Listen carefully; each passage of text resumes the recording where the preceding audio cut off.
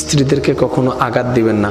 হ্যাঁ, ওরা একটু অবুঝ, ওরা একটু উল্টা বুঝে হতে পারে, কিন্তু সম্পদ তো আপনার।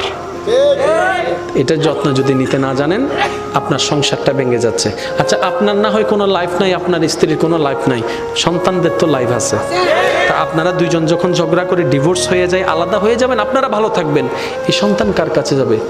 মার কাছে থাকলে বাবা পাবে না, বাবার কাছে গেলে মা পাবে না, তো লাভ কি হচ্ছে? একদিন এই সন্তানদের ভবিষ্যৎ অন্ধকার হয়ে যাবে।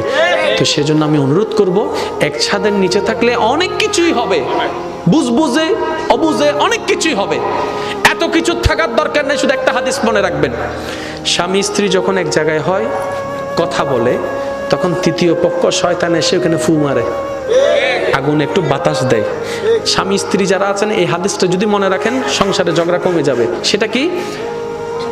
শয়তান সবচেয়ে বেশি খুশি হয় কখন জানেন? যখন স্বামী স্ত্রীর ভিতর ঝগড়া লাগাই দিতে পারে, শয়তান বেশি খুশি হয়।